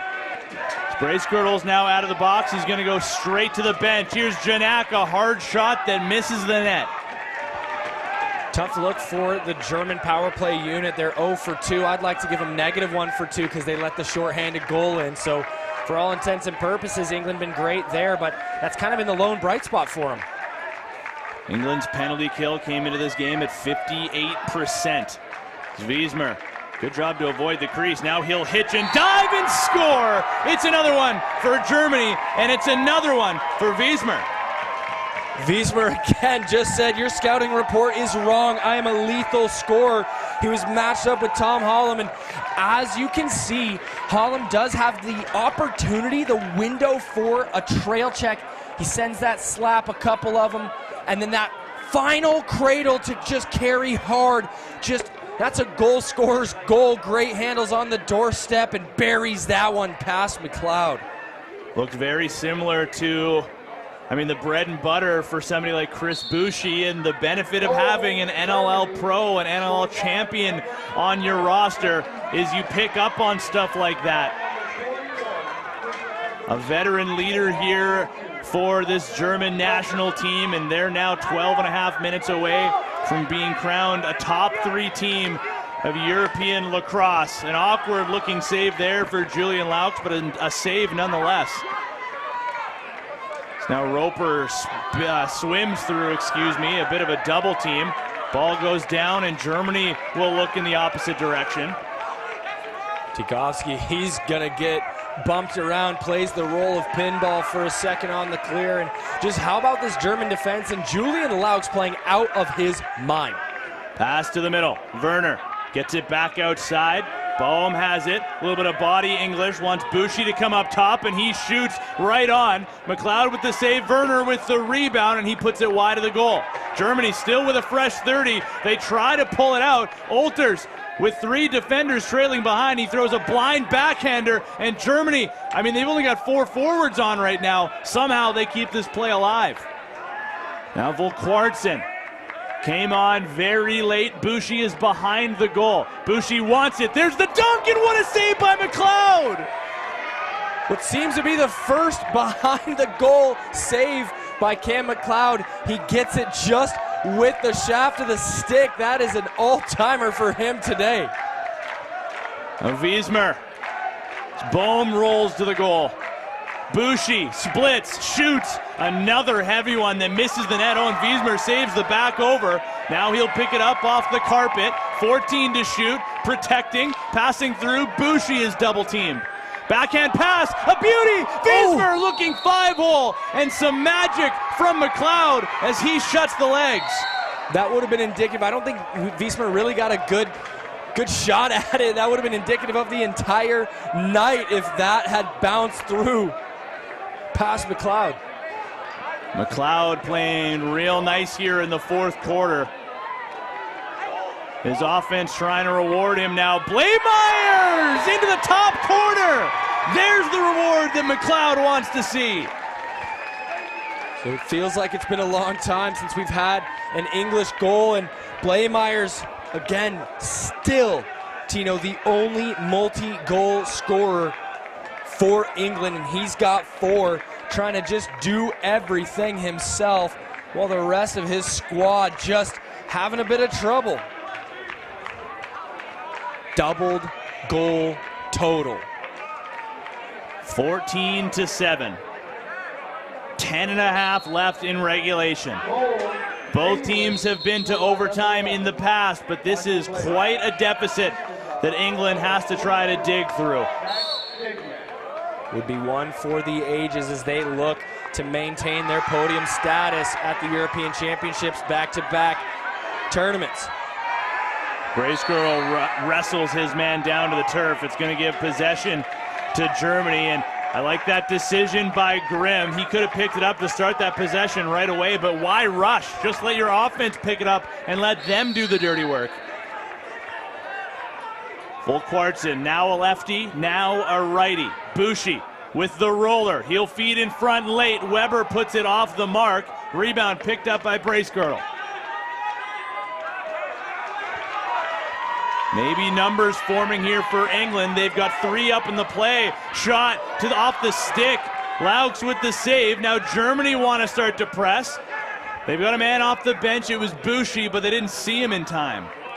I loved seeing that fake from Kromenhoek. I thought he got pretty much everybody, just not able to put it on target enough to bury it.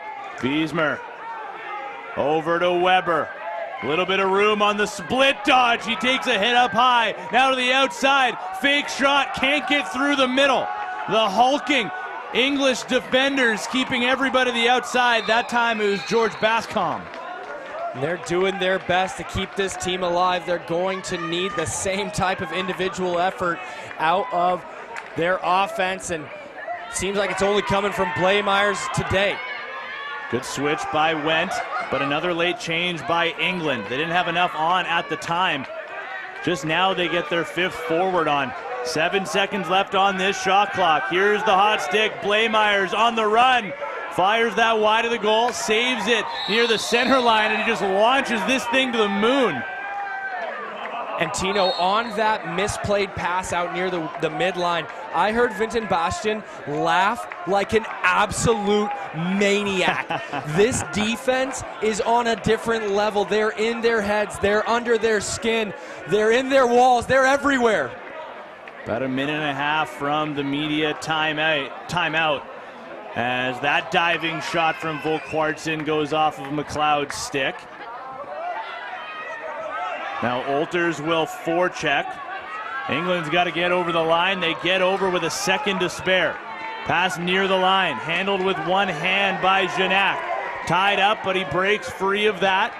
So England will finish their change. Janak streaking off ball to the corner. This is Roper. He has room. He'll look low, and Laux with another save. Big loose ball, and Germany had it for a moment. Now they'll pick it up cleanly. I feel like Kromenhoek should have just made a play on the ball there, as there was so much commotion out in front of the net. 8 minutes to go. Wiesmer. Volkwartsen. Bushi. Chris Bushi threatening the drive. Hits the roller. This is Weber off the helmet and directly into the German bench. This should stay in their possession as Trent gets maybe his biggest block of this game. He's had a couple. Now Wiesmer behind on the dunk, and McLeod with another save from behind the goal. Him and Boom getting mixed up. The goal still off the post. Not quite sure what the call is there, but it's going to go right back to the English attack. We'll get another look at that. McLeod anticipating just something that wasn't falling in his favor in the first half through some of the third quarter as well. Now Alsop on the roll. Can't pick that up. Here's Bucknell. Back across. Heavy release. Better save from Laux. Laux is sitting at about an 84% save rate right now. Just phenomenal when his team needs him most in pursuit of bronze. Haven't seen a goal in a little while. Bushi changes that on cue. Another heavy one from Chris Bushi, and that'll complete his hat trick. He's got to owe you something for that one, Tino. Right on cue, as you mentioned. Just has his hands free, has the range for it, and McLeod, even though I'm sure he got a good look of it, still stings the far side post. So a great little pick there by Lasse Volkwartsen to keep Bushi's hands free. Look at how quickly he makes the decision to shoot. And that's what you get when you're late in the game, and Germany's been able to score in all sorts of different ways. They're hitting the roller, they're making the pass behind the goal, and then of course on that one, Chris Bushi will shoot. You just force the defenders, to make a bit of a decision. They're sort of in a blender at that point. A mind pretzel trying to make these decisions on the fly, and Chris Bushi, as we all know, can shoot with the best of them.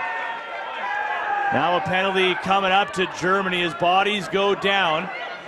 Gross got a slash in late. Prescott with a bouncer, and again Laux will just fall on top of it.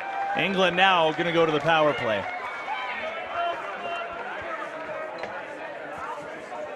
Well, if they have a chance, 6.5 minutes to go, this is a must-score power play. So they've got one so far in this game on the man advantage. This will be just their third chance. Benno Wendt will make his way to the sin bin with a bit of a smirk on his face, and the referees will return that right to him. But it is going to be a cross-checking penalty to 23 in white. The special teams for England, like we've talked about before, they only got 2 chances versus Finland yesterday, and they scored on one of them. They need one early here. Janak, Bucknell off a stick and out of play.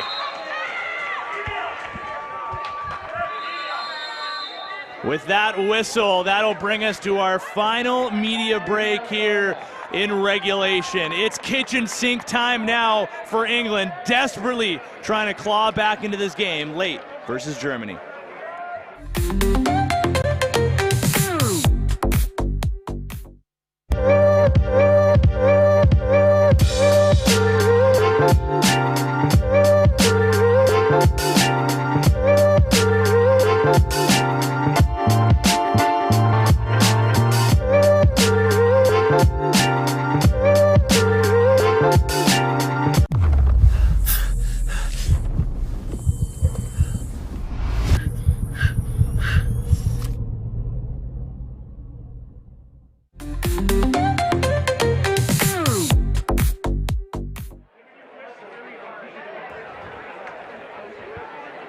Make sure you follow along at EBLC 2026 on Instagram as we make our way towards the final day of this tournament tomorrow. There will be trophies and gold medals handed out both in the women's division and the men's division. Garrett, I don't even know what day it is. I don't know what time it is. I don't know how long we've been here for. Everything just feels like a blur. I can't believe we're at the end of this tournament. It feels like everything is both flown by in the blink of an eye and also taken an entire year. Radotín is a vortex. Welcome, my friend, your first time here. It's always like this. And for those of you watching at home, if it's been on the list, cross off Italy, cross off Detroit, and put Radotín right at the top. Now Janak tries behind the goal. Germany has scored on that a bunch of times in this one. England a little bit less successful on a similar looking play. Beckman will calm things down on the offensive side of center. Make sure you stick around after the game. We're going to have post-game interviews and also the medal ceremony that will be emceed by Garrett Gosshorn. They don't like to put me in front of the camera too much, Tino. Face made for radio. You know how it is. Well, the master of ceremonies tonight, the master of goal scoring, one of them at least for Germany, has been Chris Bushi. He just completed his hat trick. Leon Boehm, I mean, it's been a while since he's scored a goal, but how good was he throughout the duration of this game, but especially in the first half? 40 seconds left on this power play, 13 to shoot. Janak gets it up top, Prescott. Bucknell, good slide by the penalty killers. Prescott bobbled it. Janak is open, far side. He'll shoot off a body. Another block by Germany, and now Janak is going to draw another penalty against the Germans. So I just wanted to say as well, I know how much this game means to England and to their captain, Tom Roche. Again, he's coming in with a different purpose is why. I won't get too much into the details. If you know, you know, but he's been having a great tournament and just like having to keep his heart in it and just knowing, how hard he's battled and climbed and been the heartbeat and soul. The captain will be the measuring stick for all future captains of England. There is hardly a comparison. He's everything to this team and the growth engine that they've experienced. Twister from Blaymeyers. Give him another one. And that's coming early on the two-man advantage, so the England power play will continue. They stay perfect on power play currently with the opportunities.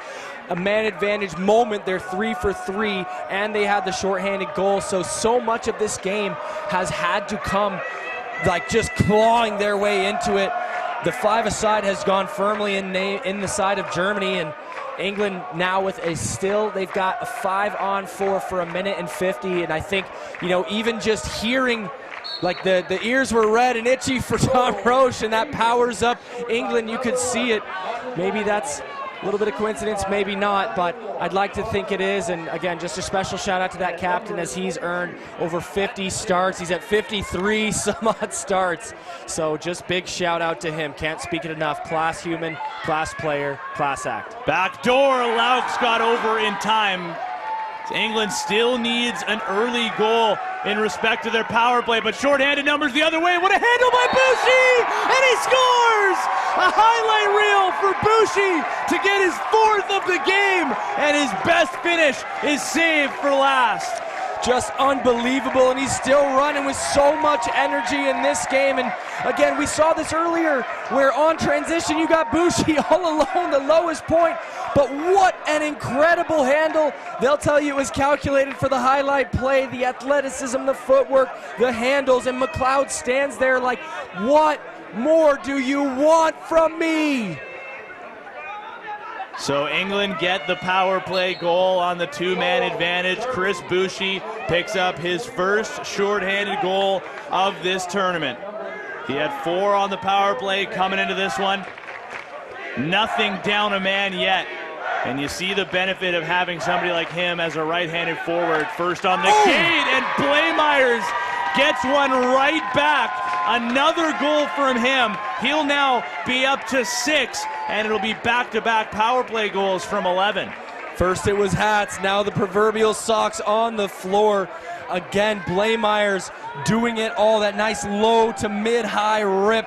past the far side of Laux, nobody on him, and you know, you got somebody with such a hot stick such as he, you gotta get out to his hands, and you know, they've done a great job of that thus far in the game, but again, he's right now shooting the lights out. 6 points for Michael Blameyers. Each and every one of them has been a goal. 9 points for Chris Boucher, 4 and 5 coming off of his 8-point performance last night in the semifinals.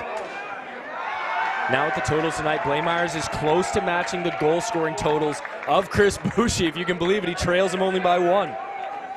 Well, we still got 3.5 minutes to see if that outcome changes. Wiesmer gets a hard slide and a cross-check from Whitehead, keeps his feet moving. McLeod makes the save. And that'll be a back-in call. Heads-up play by Per-Anders Olters to force that. Good heads-up play by Albert Lee Whitehead to maybe try to keep getting under the skin of Per-Anders Olters. Kind of tosses that ball aside. You saw the head shake of Olters. I mean, the fact that Olters is even in this game, considering the hit he took in the first half. Man, oh man, what a performer he is. Boom. Still going to be stuck on 4. And I mean, I say stuck as if he's underperforming, but he's also got 4 goals in this game. Yeah, but he just doesn't have any in the fourth quarter, and he didn't have any in the first. So, you know, a couple quarters where he's not playing up to his usual. Second and third quarter. Boucher again. This time he'll be denied. He looked on the same chances. We've seen him score in transition a few times here. Ooh. And a devastating hit as Werner goes down hard. That one is going to be a penalty, but an absolutely booming body check led by George Bascom. And that's just, again, you use the right word, devastating, and it's coming off the back of yet another Boucher chance in transition. So what we've seen thus far through this game, we've seen such great transition defense by the English, and it just seems like it slipped away in some of the most critical moments. The German fans, they can taste it. They know a bronze medal is in their future. Power play here for Germany off of the penalty for that hard hit that we just saw. It's Bascom watching on anxiously, but England, they need a miracle at this point. Pass was in the midsection of Volkwartsen. Now Olters has his shot blocked. It'll be chopped ahead. Chance for England to catch up to it, and they will. Bracegirdle will take a bit of space in the corner and get it up. So now the forwards will start to make their way on. They scored a shorthanded goal earlier in this game. Janak, under 2 to play. Prescott will set the screen. Janak still with it. A good spin, but Boehm staying out defensively. Oh, and he takes a hard hit up high. A bunch of head contact there, and Leon Boehm did not see it coming, and this does not look good. He stays down. Michael Geiger's in hot pursuit of that, and he does roll over, but let's see, yeah, big shoulder check. It's coming out of nowhere. I think that's going to be a major. Very good chance of that. David Beckman trying to get the lay of the land, and Boehm walks off of his own volition. Looks like maybe sometimes that just kind of cuts your face with the face mask, and it seems like he's kind of grabbing his nose. Seems to be all right. So a 5-minute major for elbowing. And I mean, you hope, of course, his overall health is important, but considering how good he's played in this game, I mean, he wanted the bounce-back performance. You talked about it, Garrett, in your conversation with him before the game. You hope that he's okay enough to be able to celebrate with his group once these 90 seconds are finished off here. In Germany, they're going to want to score a goal for him after that contact. And a one-timer shot from Volkwartsen. McLeod with another good read. The songs, the chants, the claps behind that Germany bench, they've been going all game long. They are louder now than they have ever been. Benno Wendt goes down hard on his man. Beckman gets tripped up, and that's going to be another penalty to England. 6-on-3, why not? I mean, it's not going to matter. 50 seconds left in this one. Germany, they can't go back to the final, but in a rematch of the last European Championship final between Germany and England, Germany gets some redemption, and Bushi salutes the crowd on another power play goal. He's got 5, but he's more importantly got a hat trick in this quarter, matching Michael Blameyer's. Again, what we're going to see on film, if you're an English fan, is the only multi-goal scorer still in this game is Michael Blameyer's, but what an incredible second chance effort there by Chris Bushi. But again, you know, you've got 6-on-3 in that chance, and so it's not really going to, you know, there's nobody to help stop that, and so there's still a major penalty going on. Now we've also got Matthew Tatton in the box, and I know once again you're talking about the revenge from 2022 Hanover, but it's a bit more emotionally charged than that. Just wanted to give a quick second and a moment of remembrance and loving memory of Lenny Noring. They've been bringing the jersey out. They've had it all week. A good friend of mine, and you know, just really unfortunate circumstances. Just wanted to take a quick second that if you need anything, call your loved ones. People care about you. They love you. Germany not only are going to do it for Bohm coming out of that painful shot that he took, but they're going to do it for Noring, the family, every German supporter, and everyone that they know and love to have the pride to come away with bronze. They'll call one more timeout. Very well said there, Garrett. I mean, it's hard to say from the German perspective here. Are you calling a timeout to get one final shot and at another goal, trying to get close to, or trying to get to 18, or if you're just trying to take in the moment here? This is big for them and their fans. Pretty well the entire German cheering section right now on their feet. And if they are stapled to that seat, that's not going to be the case for much longer. Just an effort of domination throughout this game. Germany, they were ready to play from the opening faceoff. It was back and forth early on until it wasn't. Guys like Chris Bushi, guys like Justin Wiesmer, Leon Bohm, the cavalry came to play for Germany in their biggest game, coming off of the disappointment in their semifinal loss last night, an overtime defeat at the hands of Ireland. But you can end off your tournament with a win and still get some hardware around your neck. Germany will be the third best lacrosse team in the continent of Europe. And what a game that was. It was just pure domination after the first quarter. Again, starting out slow, they go out and play what they know German lacrosse to be, and you know, that's what made them the champion in the blue group. It's what got them here on the podium today thus far. They might want that overtime game back more than anything, but again, just such an incredible tournament to them, and shout out to England for all the work and hard effort that they've put in. It was such a great effort, but this time just falling short. The game plan for Germany lacrosse executed beyond perfection, Tino, and so a tip of the hat to them. They're going to end this tournament with a win. England going to go out with a loss. A long hug there.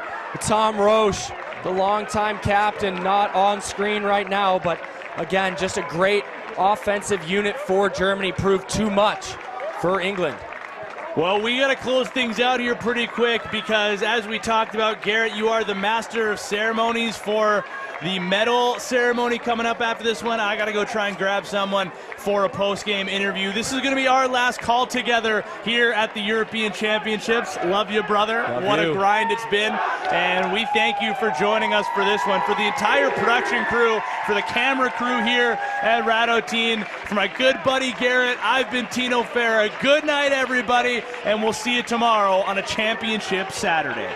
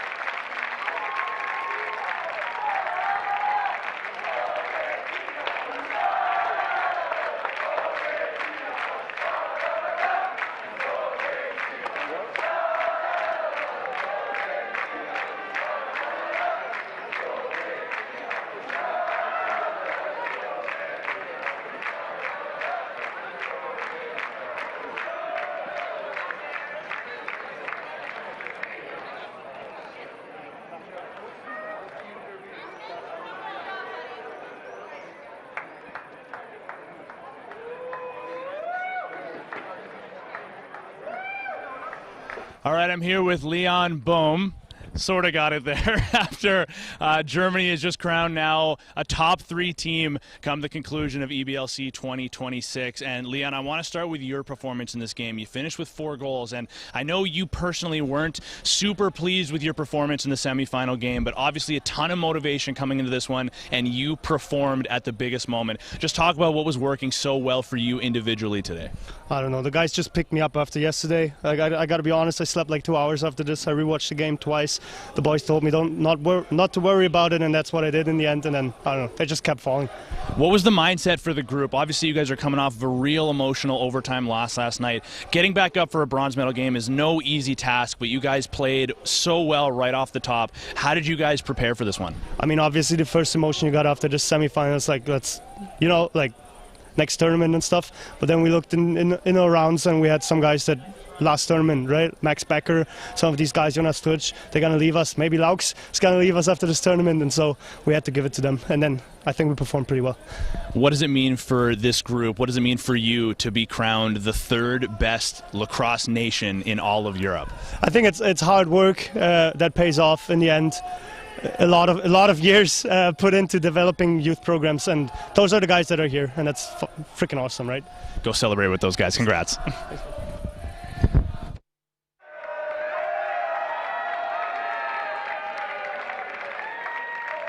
Ladies and gentlemen, before we begin the official medal ceremony, please welcome to the floor the representatives of the European Lacrosse Federation. Ladies first, we got Jennifer Riley, the treasurer of the European Lacrosse Federation. Give it up for Jennifer. We also have Mr. František Klima, the vice president for box lacrosse, the European Lacrosse Federation. Give it up for him. And last but not least, Mr. Jacob Grosshagenbrock, president of the European Lacrosse Federation. Give it up.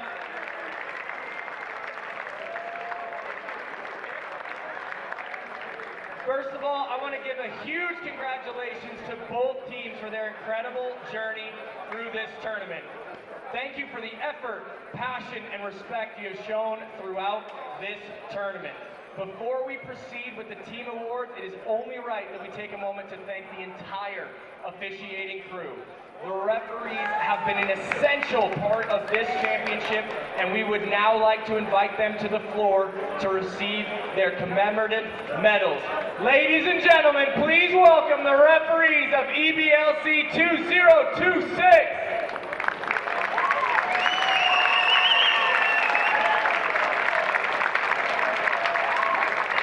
You can do better than that. Keep it coming. Come on now.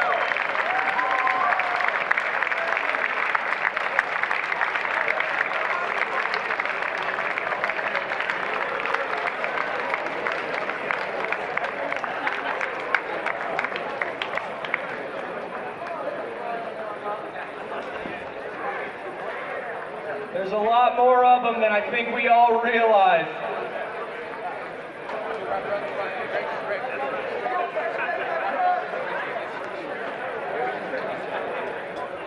Now listen everybody, wait, referees are going too quickly before we give them their special medals.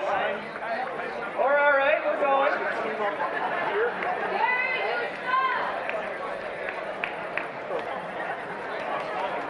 Thank you.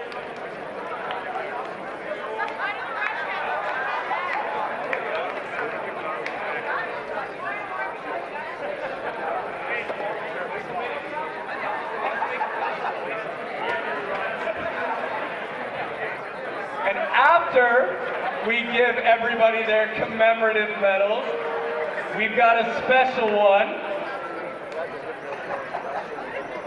in which I'll tell you all about it here in just a moment. The drama continues.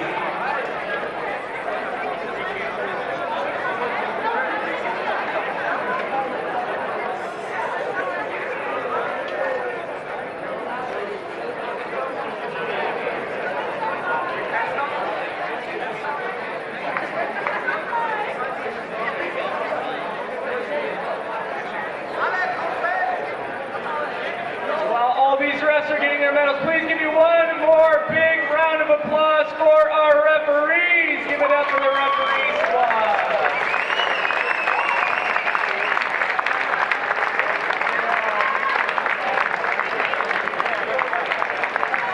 But as I mentioned, there is a special referee we are going to honor tonight, so everybody give me a quick drum roll, please. Yeah, there we go. A little louder, a little louder. All right, perfect. We got Vashek Frank. He's a veteran international official. He's been the lead support for the officials team in Prague, helping them with accommodations, logistical help, and other event support. He's put out fires both literally and figuratively while also officiating at the highest standard on the floor. He has helped the official team to succeed, and he should be commended for his work supporting the officials and everybody around at the tournament. So everybody give it up one more time for Vashek Frank.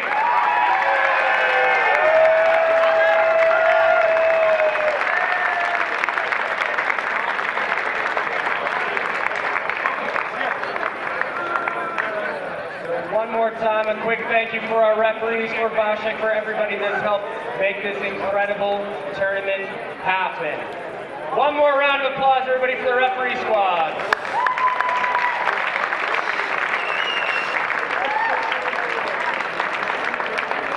Thank you all so much for the appreciation of the refs. Now let's move on to the team awards. Now first, please join us in giving our thanks to the incredible efforts of the 4th place team of the European Championships, Team England.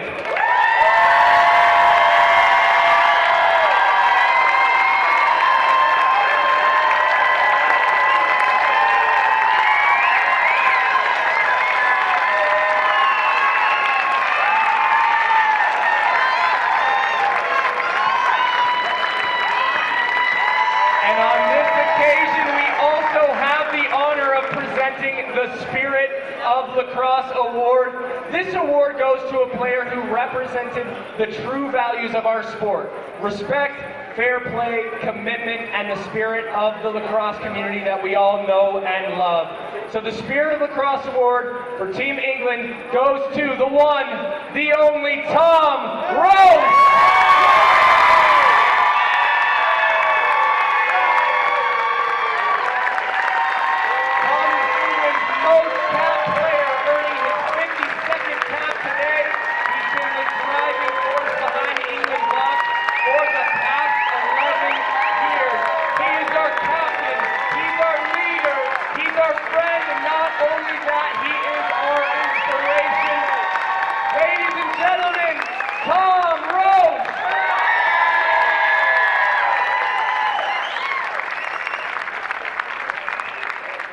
And now, ladies and gentlemen, it is time to announce the bronze medalists of the European Championship. You already know who they are. The winners of the bronze medal are Team Germany!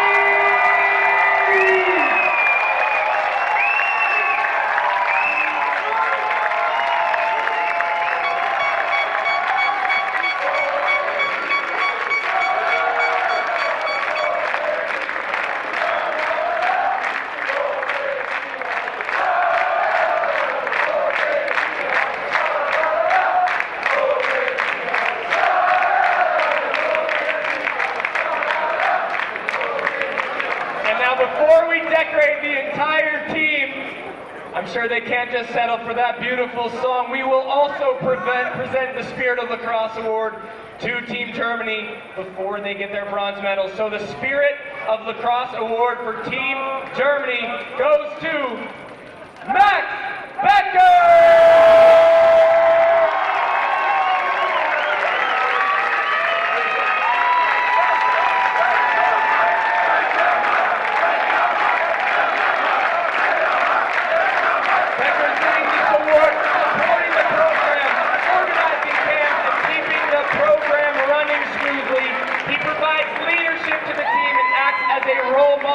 For this generation and the next of all German lacrosse players. One more time, give it up, Max Becker!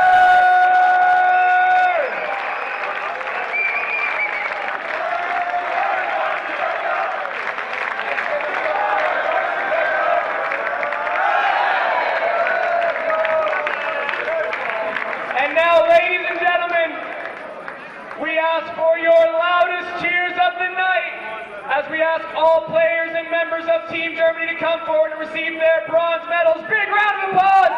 Team Germany, bronze medalists!